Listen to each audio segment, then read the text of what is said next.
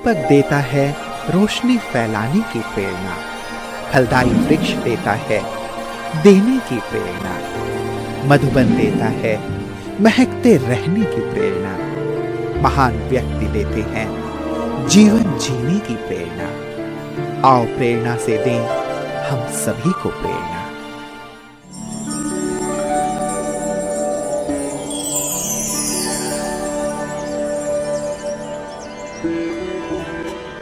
रानिया हरियाणा के सिरसा जिले में स्थित एक नगर है जो अनाज मंडी के लिए प्रसिद्ध है।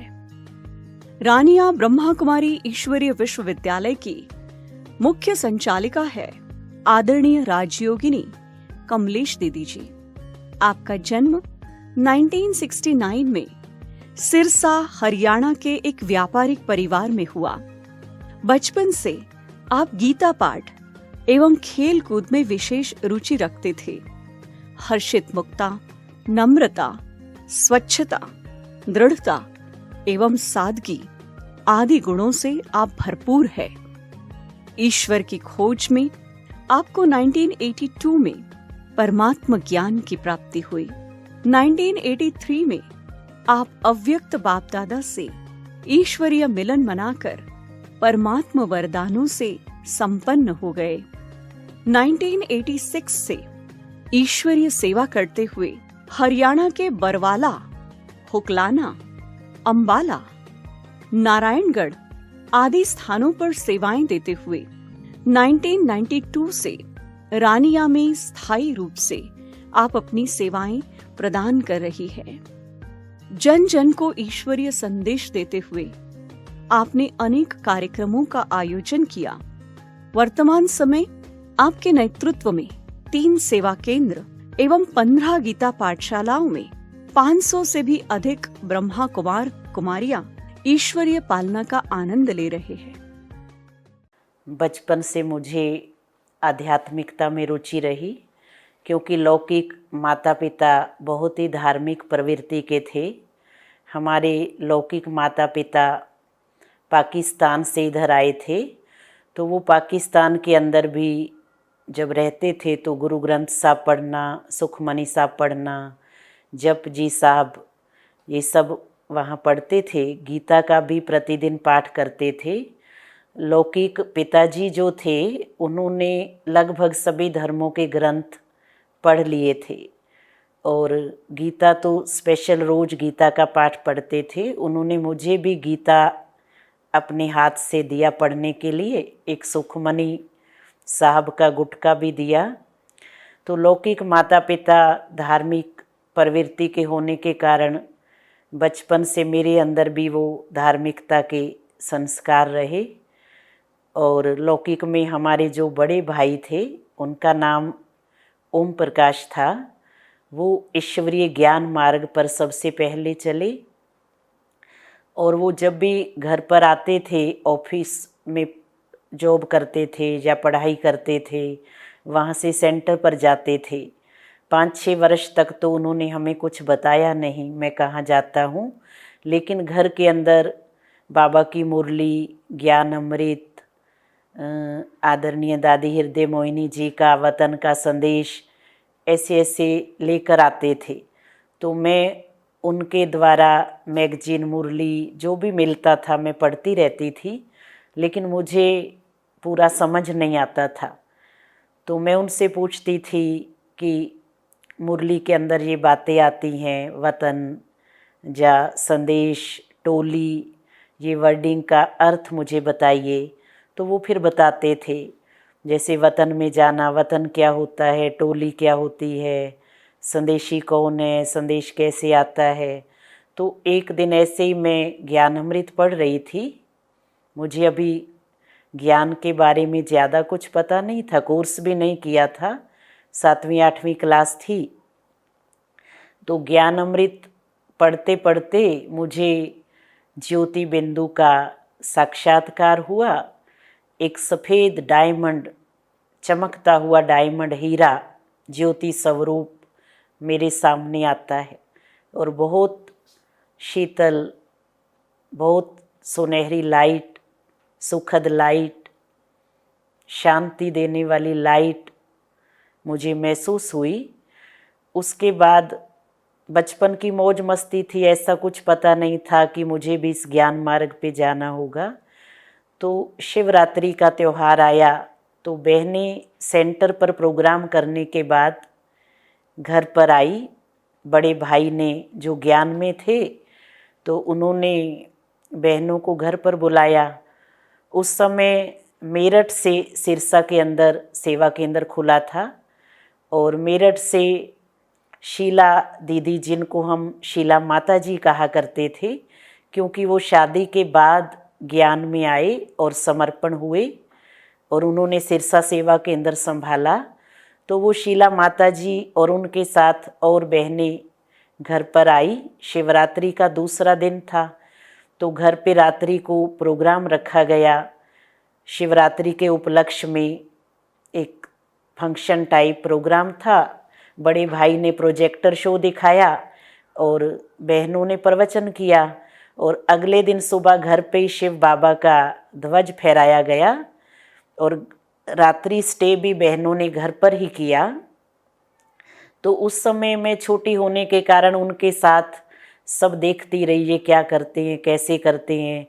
घर पे उन्होंने भोजन बनाया, रात्रि को भी, सुबह नाश्ता भी। तो प्याज आदि जैसे यूज नहीं किया। तो मेरे को बताया कि हम प्याज नहीं खाते हैं। तो मैं बचपन था तो मैंने भी बोल दिया, अच्छा मैं भी आज से प्याज नहीं खाऊंगी। फिर उनका जीवन मेरे को इतना अच्छा लगा, मैंने उनसे बातें की और बातों बातों में बोला कि मैं भी ऐसा जीवन बनाऊंगी। आपका जीवन मुझे बहुत अच्छा लगता है, आपकी बातें बहुत अच्छी लगती हैं। तो उसी दिन से मैंने उनको अपना संकल्प सुनाया कि आज के बाद मैं कभी भी प्याज लहसुन नहीं खाऊंगी। खाना भी मैंने उनके साथ ही खाया। तो फिर वो जो सिरसा की दीदी थी वो बोली, आप छुट्टियों में हमारे पास आना सेंटर पर। तो मैंने कहा ज़रूर आऊँगी। मेरा एक प्रैक्टिकल पेपर बाकी था, मार्च का महीना था, 1982 की बात है। तो 8th क्लास का प्रैक्टिकल पेपर देने के बाद मैंने बोला मैं सेंटर पर आऊँगी। तो जैसे ही प्रैक्टिकल पेपर हो गया तो मैं 8th क्लास की पूरी छुट्टियाँ 1 मास उनके पास रुकी। और उस समय वो जिसको भी कोर्स करवाते थे मुझे साथ बिठाते थे ताकि ये भी सीख जाएगी। तो ऐसे करके मैं कोर्स कराना बचपन से ही सीखी और उसके बाद वापस छुट्टी पूरी करके घर आई। 9th क्लास में हो गई। फिर 9th क्लास जब एग्ज़ाम हो गए तो मैं बाबा से मिलने के लिए मधुबन गई। 1983 में मैं फर्स्ट बार बाप दादा से मिली पांडव भवन में, ओम शांति भवन के अंदर। तब का जो नशा था भगवान से मिलने का वो अलग ही था। उस समय की मस्ती, नशा कुछ अजीबोगरीब था, वो वर्णन नहीं किया जा सकता। तो उस समय तो बाप दादा एक एक को दृष्टि टोली देते थे, वरदान देते थे और एक सेंटर से थोड़े ही जाते थे, कहीं से 4 कहीं से 5। तो हम सिरसा सेंटर से 5-6 भाई बहन होंगे जिनको बाप दादा ने स्टेज पर बुलाया, सबको दृष्टि दी, वरदान दिया। फिर एक एक से मिले, एक एक के हाथ में हाथ लेते हुए, टोली देते हुए दृष्टि दी, वरदान दिया। जब मेरी बारी आई तो मुझे बाबा दृष्टि देते हुए बोले कि बच्ची आप सदा सफलता स्वरूप हैं, कुमारियाँ तो हैं ही सदा सफलता स्वरूप। फिर बाबा दूसरी बार बोले बच्ची मूंझना नहीं, सदा मौज में रहना। पहला वरदान सदा सफलता मूर्त का दिया और दूसरा बच्ची कभी मूंझना नहीं, सदा मौज में रहना। तो मैंने वो वरदान दिल में धारण किए। आज मैं अनुभव करती हूँ कि बाबा का वो जो सफलता का वरदान मिला सचमुच वो साकार हुआ।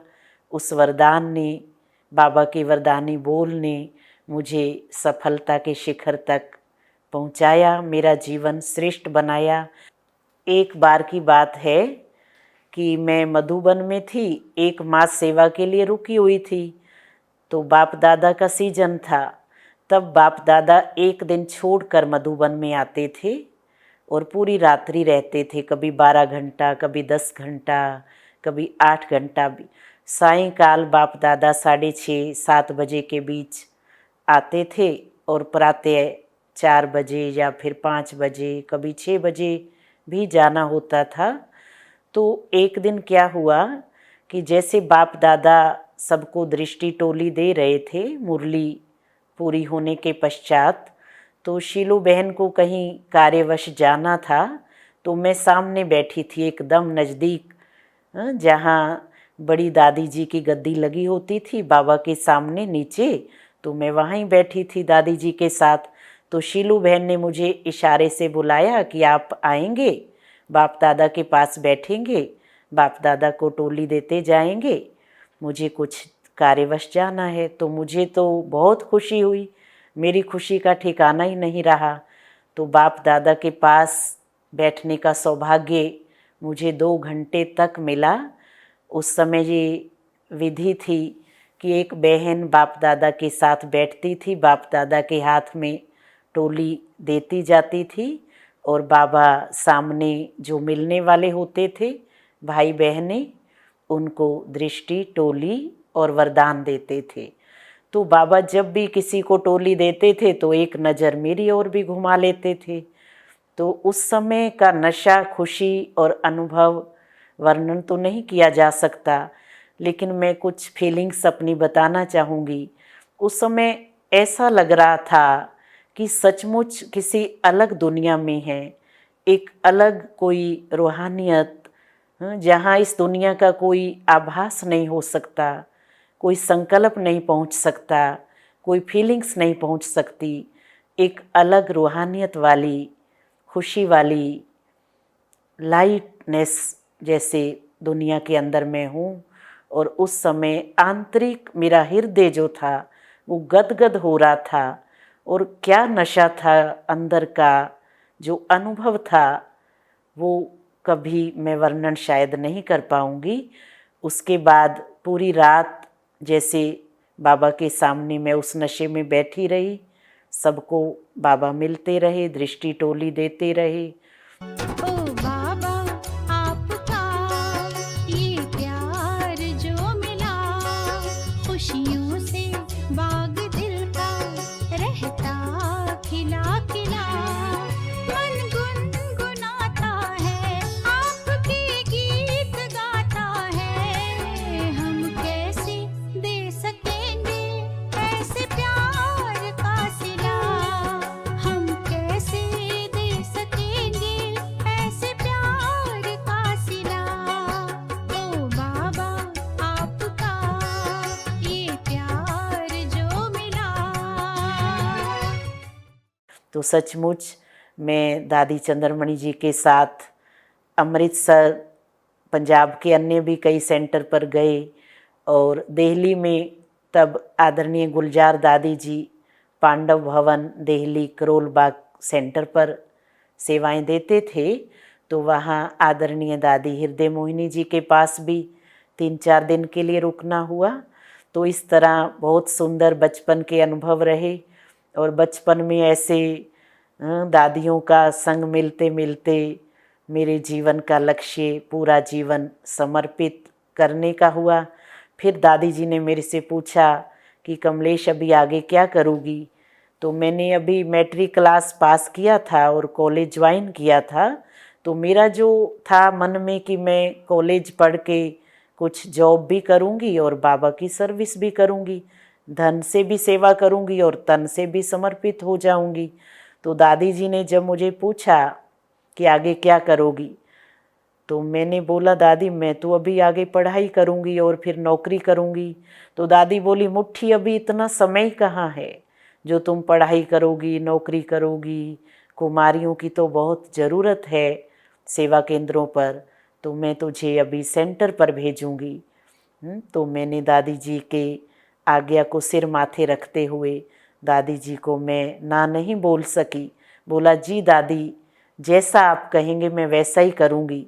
तो मेरे अंदर एक धुन सवार हो गई कि मुझे अब समर्पित जीवन बिताना है और बाकी की लाइफ जो भी संगम की बाकी अनमोल घड़ियां बची हैं वो बाबा की सेवा ही करनी है। तो दादी जी की आज्ञा को सिर माथे रखते हुए मैंने अपना पूरा ही जीवन बाबा की सेवा में सरेंडर किया।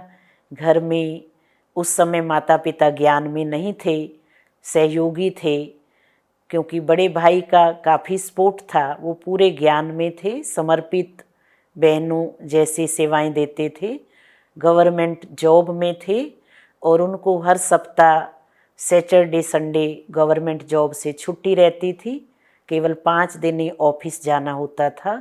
तो वो 2 दिन छुट्टी में भी पूरी सेवाएं देते थे और हर वर्ष अपनी 1 मास 15 दिन छुट्टी लेकर मधुबन भी सेवा के लिए जाते थे। तो उनका काफ़ी सपोर्ट रहता था और उनके अंदर शुरू से लक्ष्य रहा कि मुझे अपना टोटल तन मन धन बाबा की सेवा में सरेंडर करना है। और हम जब समर्पित हुए तो मेरे बाद छोटा भाई भी ज्ञान में आया, अभी भी वो बाबा का बच्चा है, उसने शादी नहीं की। और मेरे से छोटी बहन वो भी ज्ञान में आई। जब मैं बाबा के ज्ञान मार्ग पर चली तो वो 3री क्लास में पढ़ती थी और वो भी 3री क्लास में फर्स्ट टाइम मेरे साथ ही बाबा से मिलने गई थी। और उसके बाद पढ़ाई पूरी करके उसने भी अपना पूरा जीवन ईश्वरीय सेवाओं में समर्पित किया। आज उसको भी 24 साल हुए हैं सेवा केंद्र पर समर्पित रूप से सेवाएं देते हुए, और मुझे सेवा केंद्र पर 36 वर्ष हुए हैं समर्पित रूप से सेवाएं देते हुए। ज्ञान में तो बचपन से ही थी, तो बाद में लौकिक माताजी भी ज्ञान सुनती रही, लेकिन माताजी ने 2001 में भौतिक देह त्याग दिया। उसके बाद लौकिक पिताजी ज्ञान में आए और 2 बार बाबा के बेहद घर मधुबन में भी गए, और अभी लौकिक पिताजी ने भी 2 साल पहले भौतिक देह का त्याग किया। इस प्रकार से पूरे परिवार में पिताजी ज्ञान में आए, माताजी भी आई और हम 2 बहनें 2 भाई पूरा समर्पित रूप से ज्ञान में आए। तो मैं जब सेंटर पे समर्पित रूप से सेवाएं देने के लिए आई तो शुरू में मुझे दादी जी ने बरवाला भेजा। बरवाला से फिर एक नई ब्रांच खुली थी उकलाना, तो वहाँ फर्स्ट टाइम मुझे ही, मैं छोटी थी 17 साल की आयु थी, तो उस समय मुझे वहाँ रख दिया गया। अभी 17 साल की आयु में बचपन ही होता है, एक नई ब्रांच खोली और वो पूरा संभाला। उसके बाद 5 साल मैं वहाँ रही बरवाला उकलाना। फिर दादी जी अपने साथ मुझे अम्बाला लेकर गए और कुछ समय 3 साल तक मैंने अम्बाला में सेवाएं दी। उसके बाद 92 में मैं रानिया सेंटर पर आई, यहाँ भी पहली शाखा खुली। फर्स्ट टाइम मुझे ही दादी जी ने भेजा, शाखा खुलते ही मना दादी ने कहा कि वहाँ ब्रांच नहीं है, आपको ही जाकर सेवाएं करनी है। और यहाँ के सिरसा के भाई बहनों ने दादी जी से मांगनी की कि हमारे एरिया की कन्या है, इसको यहाँ रखा जाए तो ये अच्छे ढंग से सेवाएं संभाल सकेगी। तब सिरसा में शीला माता जी सेवाएं संभालते थे, तो उनके कनेक्शन से मैं यहाँ रानिया में आई और यहाँ नई शाखा खोली गई। तो 92 से मैं रानिया सेंटर पर अपनी सेवाएं दे रही हूँ। रानिया से एलनाबाद और एक सेंटर और है, 2 सब सेंटर खोले गए और 15 गीता पाठशालाएं खोली गई। तो अब एक सेवा केंद्र, 2 सब सेंटर और 15 पाठशालाएं हैं और 500 भाई बहनें हैं जिनकी देखरेख सेवा करते हैं। मैंने बाबा का बनने के बाद अपने जीवन में दादियों से जो सीखा, उनके जीवन की धारणाओं को देखते हुए अपने अंदर सच्चाई, सफाई, ऑनेस्टी, आज्ञाकारिता, इन धारणाओं को अपनाया। और सेंटर पर मुझे अंदर यही रहता है, कोई भी कुमारी चाहे बाहर से आई है, चाहे यहाँ के सेवा केंद्र से निकली है, उन कुमारियों का जीवन सेट हो जाए। वो बाबा के घर में आई हैं तो संतुष्ट होकर, खुश रहकर, उमंग उत्साह में रहकर अपना समर्पित रूप से जीवन बिताने का लक्ष्य रखें। तो हर कुमारी को उनका जीवन सेट करने का लक्ष्य रहता है और उनकी जो भी ज़रूरत होती है, चाहे किसी को किसी भी तरह का सहयोग चाहिए होता है, उनकी हर ज़रूरत को पूरा करने का लक्ष्य रहता है। और जो भी भाई बहनें, चाहे संबंध संपर्क वाले, चाहे सेंटर पे आते हैं, हर एक भाई बहन यहाँ से संतुष्ट होकर जाए, कोई नाराज़ नहीं हो, निराश नहीं हो। बाबा के घर में आकर हर एक ऐसा अनुभव करे कि मैं बाबा के घर में आया हूँ, ना कि इन बहनों के पास। किसी को ऐसा एहसास ना हो कि हम इन बहनों के पास आए हैं या इनके सेंटर पर आए हैं, ऐसी महसूसता नहीं आए। मेरे अंदर हमेशा यही रहता है कि जो भी बाबा के इस सेंटर पर आए तो वो बेहद की भासना लेकर जाए। उनको यहाँ से ऐसी फीलिंग्स आए कि हम बाबा के घर में गए तो हमें ऐसी पालना मिली जैसे हम मिनी मधुबन में होकर के आए। तो ये मेरे जीवन के अंदर खुद भी संतुष्ट रहने का और सबको संतुष्ट करने का लक्ष्य रहता है। विश्व के अंदर जितने भी ब्राह्मण भाई बहनें हैं, उन सभी ब्राह्मणों के लिए मुझ आत्मा का यही संदेश है कि सर्व ब्राह्मण बाबा का नाम रोशन करें, बाबा की प्रत्यक्षता का झंडा पहले अपने दिलों में लहराएं, फिर विश्व तक लहराएं।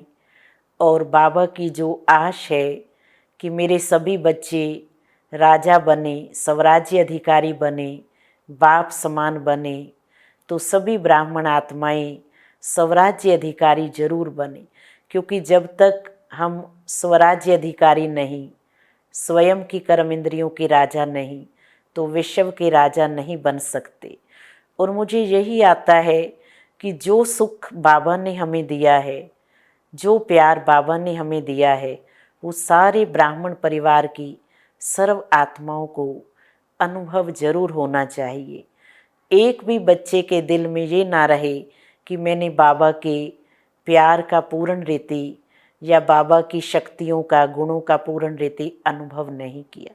संगम के इस जीवन में हर एक ब्राह्मण आत्मा बाबा के गुणों और शक्तियों को और बाबा के साथ को अनुभव जरूर करे।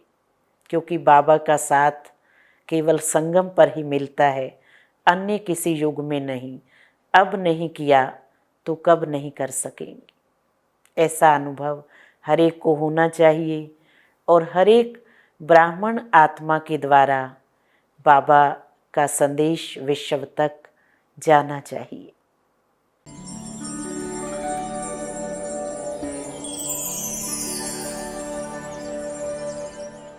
दीदी जी एक तो बहुत निर्माणचित हैं, दूसरा दीदी के अंदर इतना रहम भाव दूसरों के प्रति और प्यार है, सभी को पूरा प्यार देते हैं और सबके प्रति इतना शुभ भावना और शुभकामना की दृष्टि रखते हैं। और दीदी जी की विशेषताएं तो जितनी कही जाए उतनी थोड़ी है। दीदी जी में आप समान बनाने की विशेषता है। हमने जैसे कि एक कहावत भी सुनी है, face is the index of mind. दीदी का चेहरा ही सेवा करता है। दीदी की दृष्टि में रूहानियत है, वाणी में मधुरता है, इनका हर एक कर्म में सेवा समाई हुई है। ये मुझे दीदी की विशेषता बहुत अच्छी लगती है। और दीदी जी में लवफुल एंड लाफुल का बैलेंस है। दीदी की कथनी और करनी एक समान है। दीदी जी के अंदर विशेष स्वच्छता के प्रति एक बहुत बड़ी विशेषता है। दीदी जी के अंदर स्वच्छता का संस्कार कूट कूट कर भरा हुआ है और दीदी जी स्वच्छता के प्रति बहुत ही स्टिक रहते हैं। और दीदी जी के जीवन से ही हमने अपने जीवन में स्वच्छता और पवित्रता को लाया है। दीदी के अंदर एक बहुत बड़ी विशेषता है हम सबको सिखाने की। कोई भी बात होती है, दीदी हमें बार बार वो चीज़ जब तक हम अच्छे से एक्यूरेट नहीं कर लेते हैं तब तक दीदी हमें सिखाते ही रहते हैं। तो इस तरह से दीदी हमें हर तरह से, हर विशेषताओं से आगे बढ़ाते रहते हैं।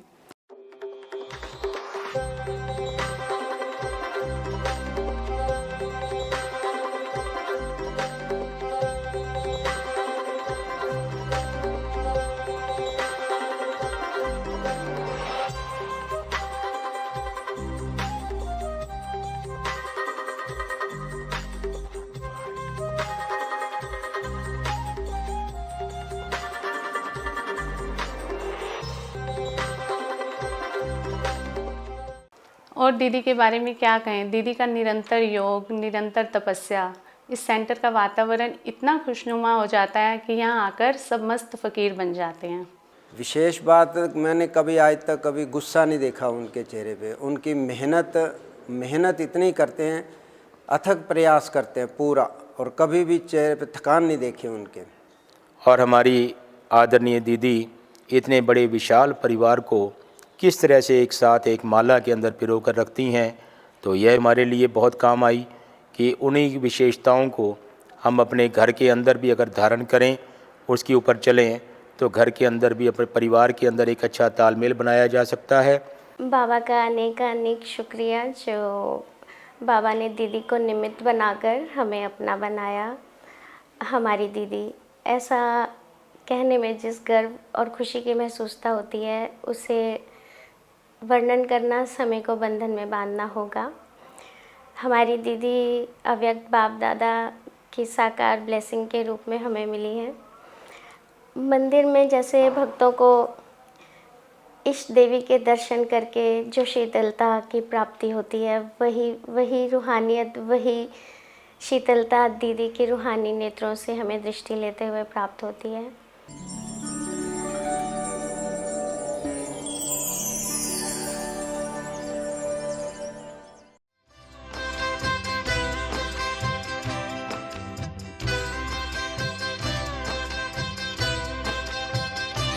आप दृष्टि यूं ही देते रहो बाबा, आप दृष्टि यूं ही देते रहो बाबा, सुख सागर में गहरे उतर जाऊं, सुख सागर में गहरे उतर जाऊं। हूँ पल के ना पल भर बंद मेरी, हूँ पल के ना पल भर बंद मेरी, इन लहरों को दामन में भर जाऊं, इन लहरों को दामन में भर जाऊं। आप दृष्टि यूं ही देते रहो बाबा।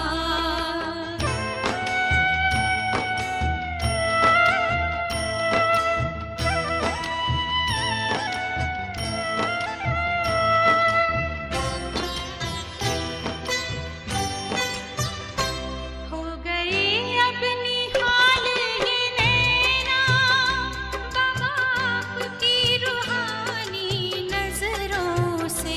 पा लिया है मुझे था जो पाना, ये आवाज निकले अंतर से। आप शक्ति